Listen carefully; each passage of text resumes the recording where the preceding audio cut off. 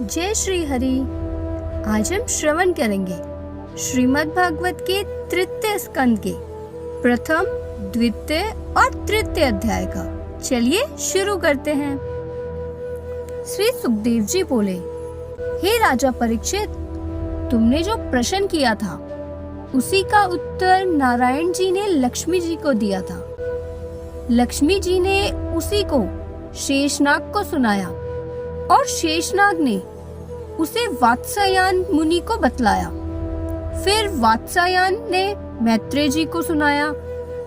यह सुनकर राजा परीक्षित सुखदेव मुनि से बोले, अब आप मुझे यह बताने की कृपा करें कि कृष्णादि की भेंट किस जगह पे हुई थी।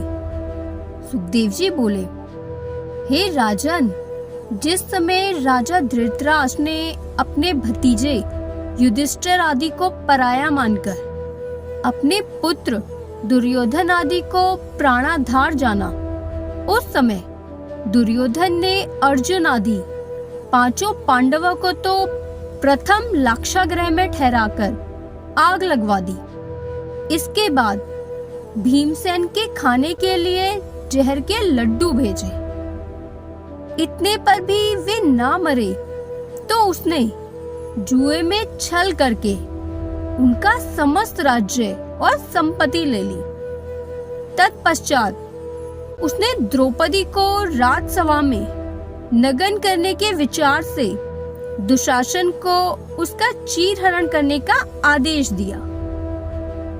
इस पर भी जब उसके मन को शांति नहीं हुई, तब उसने पांडवों को 13 वर्ष का वनवास दिया। पुरुषोत्तम भगवान श्री कृष्ण की कृपा से पांडवों की सर्वत्र रक्षा हुई। फिर 13 वर्ष बाद जब वे वन से लौट आए, तब भी दुर्योधन ने उन्हें उनका राज्य भाग देना स्वीकार नहीं किया। उस समय श्री कृष्ण ने कृपाचार्य और विदुर आदि महाराज धृतराष्ट्र के बुलाने पर पंच बनकर दुर्योधन की सभा में गए और उसे झगड़ा समाप्त करने के हेतु बहुत समझाया। भगवान श्री कृष्ण, पितामह भीष्म और द्रोणाचार्य ने धृतराष्ट्र को समझाते हुए कहा, हे राजन, तुम्हारे और भाई पांडव के पुत्रों में कोई भेद नहीं है। दुर्योधन आदि तुम्हें स्वर्ग को नहीं लेके जाएंगे और न युधिष्ठिर आदि तुमको नरक में डालेंगे। अतः तुमको उचित है कि तुम पांचों पांडवों को भोजन मात्र के लायक कुछ गांव देकर ही संतुष्ट कर दो। इसमें तुम्हारी सब प्रकार से भलाई होगी। राजा धृतराष्ट्र को जब ये बात भली नहीं लगी, तब विदुर जी ने अपने भाई धृतराष्ट्र को अधर्म पर देखकर सत्य बात जानते हुए इस तरह समझाया, हे भ्राता, युधिष्ठिर आदि पांचों पांडव बड़े ही सज्जन हैं। वे किसी से शत्रुता नहीं रखते और सबको अपना प्रिय मानते हैं। इसलिए तुम उन्हें उनका हिस्सा अभी दे दो तो ठीक है।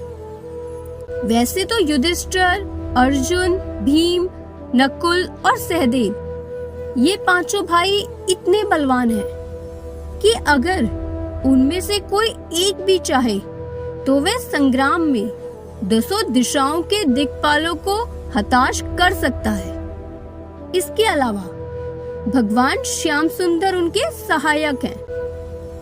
तुम जो ये जान रहे हो कि मेरे 100 पुत्र बड़े ही बलवान हैं, सो तुम यह निश्चय जानो कि भगवान नंद नंदन से विपरीत चलने पर तुम उनका कुछ नहीं बिगाड़ सकोगे। इस अत्याचार से तुम्हारा समस्त धन और धर्म चला जाएगा। तुम्हारा पुत्र दुर्योधन प्रभु त्रिलोकीनाथ श्री कृष्ण से वैर रखता है। इसलिए अगर तुम उससे प्रेम रखोगे और उनकी आज्ञा अनुसार चलोगे तो वे तुमको बहुत ही हितकारी सिद्ध होंगे। इन सब बातों को सोचते हुए तुम पांचों पांडवों का राज्य भाग तुरंत दे दो। दुर्योधन तो राज्य और धन के मद में अंधा हो रहा है, इसलिए तुम उससे राज्य पदक को वापस ले लो। इसी में तुम्हारा और तुम्हारे वंशजों का भला है। नहीं तो ये याद रखना कि भगवान श्री कृष्ण के विमुख रहने के कारण तुम्हारा सर्वनाश हो जाएगा। विदुर जी के इस तरह समझाने पर भी राजा धृतराष्ट्र ने कोई जवाब नहीं दिया। उस समय दुर्योधन ने कुपित होकर अपने सेवकों से कहा कि तुम विदुर को मेरी सभा से बाहर निकाल दो। यह दुष्ट हमारे कुल की दासी का पुत्र होकर भी पांडवों के पक्ष में बोलता है। यद्यपि हम अभी तक इसका पालन करते रहे हैं, फिर भी ये हमारे उपकारों पर कोई ध्यान न देकर उल्टा हमको धर्मोपदेश देकर अपनी नीचता दिखा रहा है। दुर्योधन की आज्ञा को सुनकर सेवकों ने विदुर जी को सभा से बाहर निकालना चाहा। उसी समय विदुर जी ने अपने मन में सोचा कि यदि कोई व्यक्ति मेरी बाह पकड़कर मुझे बाहर करेगा तो उस समय मेरा बड़ा अपमान होगा। अतः मुझे चाहिए कि इससे पहले ही मैं सभा से बाहर हो जाऊं। भगवान समस्त कौरवों का नाश करना चाहते हैं, इसलिए धृतराष्ट्र आदि के मन में अधर्म छा गया है और इनका भली बात सुनना भी बुरा मालूम पड़ता है। यह सोचकर विदुर जी सभा से उठकर द्वार पर चले आए और उन्होंने अपने धनुष बाण आदि अस्त्र शस्त्रों को उतारकर वहीं पर रख दिया। शस्त्र रखने का कारण यह था कि शस्त्र सही जाने पर दुर्योधन अपने हृदय में कहीं ये ना सोचे कि विदुर पांडवों में जा मिला है। इतना ही नहीं बल्कि वस्त्र तक भी विदुर जी ने वहीं उतार दिए थे और केवल एक लंगोटी बांधे हुए तथा चादर ओढ़कर हस्तिनापुर से निकल तीर्थ यात्रा करने के लिए बद्रिकाश्रम की तरफ प्रस्थान कर दिया। हे राजन, विदुर जी का शस्त्र रखने का यह भी कारण है कि वह भगवान श्याम सुंदर के परम भक्त होने से आने वाली बात को जान लेते थे। उन्होंने अच्छी तरह ये जान लिया था कि अब दुर्योधन आदि कौरवों का नाश होने वाला है, इसलिए वहां से निकलकर 1 वर्ष तक उत्तराखंड की यात्रा करने के बाद विदुर जी यमुना नदी के किनारे देव दर्शन करते हुए मैत्रेय ऋषि के आश्रम पर आए। वहां वे बहुत दिनों तक रहे। उन्हीं दिनों महाभारत का युद्ध हो रहा था, जिसमें कौरव आदि सभी अधर्मी राजा मारे गए और भगवान श्री कृष्ण की कृपा से युधिष्ठिर को राज सिंहासन मिला। जिस समय भक्त उद्धव भगवान श्री कृष्ण के गोलोक धाम से धारने के बाद द्वारिका से बद्रिकाश्रम को जा रहे थे, उस समय मार्ग में विदुर जी से उनकी भेंट हो गई। तब दोनों ही भगवत भक्त आपस में प्रेम पूर्वक गले मिले। जब विदुर जी को उद्धव जी द्वारा दुर्योधन के मारे जाने और युधिष्ठिर को राज सिंहासन प्राप्त होने की खबर मिली, उस समय पहले उन्होंने शोक किया और फिर भगवान श्याम सुंदर की ऐसी ही इच्छा समझकर मन में धीरज धारण किया। सुखदेव जी बोले, हे राजन, उद्धव से मिलने के बाद विदुर जी ने उनसे पूछा, हे भक्तराज उद्धव, तुम एक क्षण के लिए भी प्रभु से अलग नहीं रहते थे, फिर क्या कारण है जो आज मैं तुम्हें यहाँ अकेला देख रहा हूँ? कहो, मेरे प्राणाधार श्याम सुंदर श्री कृष्ण, बलराम जी, प्रद्युम्न, अनिरुद्ध, शांब, सुषेण, वसुदेव, देवकी, अक्रूर आदि कुशल पूर्वक तो हैं। युधिष्ठिर और अर्जुन आदि सभी पांडव, कुंती, द्रौपदी एवं मेरा अंधा भाई धृतराष्ट्र ये सब लोग अच्छी तरह तो हैं। मैं ये भली प्रकार जानता हूँ कि भगवान श्री श्याम सुंदर ने भूमि का भार हरण करने के लिए कौरवों की बुद्धि को नष्ट कर दिया था। हे उद्धव, अब तुम मुझे उन श्री कृष्ण की कुशल क्षेम सुनाओ जिनका वृतांत सुनने से तीर्थ स्नान का पुण्य मिलता है। विदुर जी के ऐसे वचन सुनकर भक्तराज उद्धव के नेत्रों में आंसू भर आए। तब उन्हें रोते हुए देखकर विदुर जी ने अपने हृदय में ये अच्छी तरह जान लिया कि श्री कृष्ण अपने परम धाम को पधार गए थे। इसी कारण उद्धव जी उनकी याद करके आंसू बहा रहे हैं।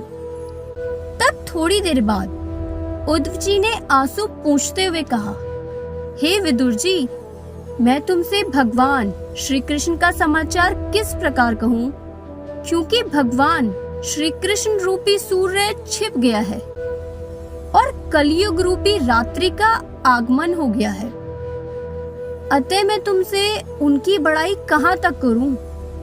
उनके अवतार लेने और विविध लीलाएं करने का केवल यही कारण था कि सांसारिक प्राणी, अधिकतर अधर्मी लोग, उनके लीला चरित्रों को आपस में कह सुनकर इस अपार संसार सागर से पार हो जाएं। उन्होंने बड़े बड़े शक्तिशाली असुरों और राजाओं को मारकर उनका उद्धार कर दिया। उन्होंने स्वयं अपनी मर्जी से ही भूमि का भार हरण करने के लिए कौरव पांडवों में महाभारत का युद्ध कराया था। उन्होंने ही समस्त कौरवों को नष्ट किया तथा उन्होंने ही पांचों पांडवों की रक्षा करके उन्हें राज्य सिंहासन दिलाया था। उन्हीं ने दुर्वासा ऋषि से शाप दिलवाकर 56 करोड़ यादवों को आपस में युद्ध करवाकर मरवा दिया। इसलिए उनकी याद करके मुझे बड़ा दुख हो रहा है। हे विदुर जी, तुम ये सत्य समझो कि जब से श्री कृष्ण गोलोक धाम को पधारे हैं, तब से जगत में सत्य और धर्म उठ गया है। मैंने उनसे बहुत विनय की थी कि मैं निरंतर आपकी सेवा में रहा हूँ, इसलिए आप इस समय भी मुझे अपने साथ ले चलिए।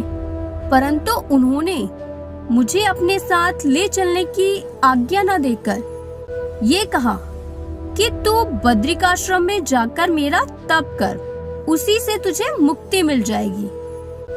हे विदुर जी, उन्होंने मुझे जो ज्ञानोपदेश दिया था उसकी कथा श्रीमद् भागवत के 11वें स्कंद में है। एक प्रमुख ज्ञान उन्होंने मुझे यह भी दिया था, केवल मुझे ही नित्य समझकर इस समस्त जगत को नाशवान जानो।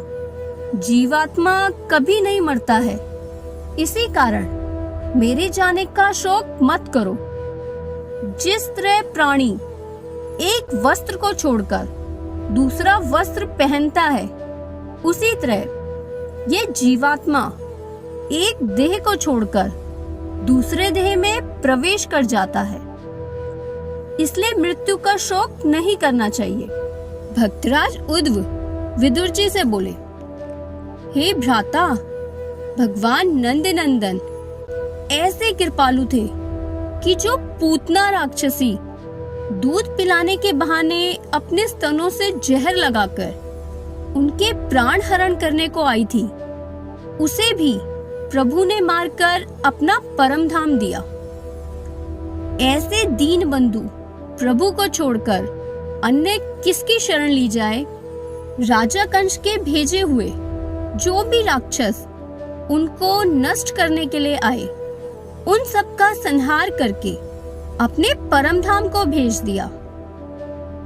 उन्हीं प्रभु ने इंद्र के गर्व का चूर्ण किया और गोपी ग्वालों को वैकुंठ लोक का दर्शन कराकर उन्हें अपना चतुर्भुज स्वरूप दिखलाया। श्री कृष्ण ने नंद बाबा की सांप के काटने से रक्षा की और ब्रज गोपियों के साथ अनेकों रास लीलाएं की। उन्होंने शंखचूड़, केशी अगासुर, बकासुर आदि दानवों का संहार करके अपने परम धाम को भेज दिया। जब कंस के भेजे हुए अक्रूर उनको अपना साथ लेकर मथुरा को जा रहे थे, तब मार्ग में यमुना स्नान करते समय जल के अंदर प्रभु ने उनको अपने चतुर्भुज स्वरूप का दर्शन दिया। फिर भगवान श्री कृष्ण ने मथुरा में जाकर कंस के धोबी का वध किया और बाहुक नामक दर्जी को वस्त्र पहनाने के कारण प्रसन्न होकर उसे कभी धनहीन न होने का वरदान दिया। फिर चंदन लगाने से प्रसन्न होकर कंस की दासी कुबड़ी को सीधा करके उसे देवांगनाओं के समान रूपवती कर दिया। फिर उन्होंने रंगभूमि में जाकर शिवजी के कठोर धनुष को गन्ने की तरह तोड़ डाला और चाणूर, मुष्टिक आदि पहलवानों को कुश्ती में पछाड़कर राजा कंस को उसके 8 भाइयों समेत संहार करके अपने परम धाम को भेज दिया। जिन परम ज्योति स्वरूप श्री कृष्ण को ब्रह्मा, शिव एवं काल आदि त्रिलोकी नाथ समझकर उनका भजन तथा स्मरण करते हैं, उन्हीं प्रभु ने सेवकों के समान राजा उग्रसेन को अपना भक्त जानकर उनके आदेशों का पालन किया। जैसे बालक खेलते समय चींटी को मार डालते हैं, उसी तरह प्रभु ने बड़े बड़े शक्तिशाली दानवों, असुरों और राजाओं को एक क्षण में ही मार डाला। श्रीमद् भागवत के 10वें तथा 11वें स्कंद में उन प्रभु की समस्त लीलाएं कही हैं। आज के अध्याय यही संपूर्ण। आगे के अध्यायों को देखने के लिए चैनल को लाइक करें, शेयर करें और सब्सक्राइब करें। जय श्री हरि।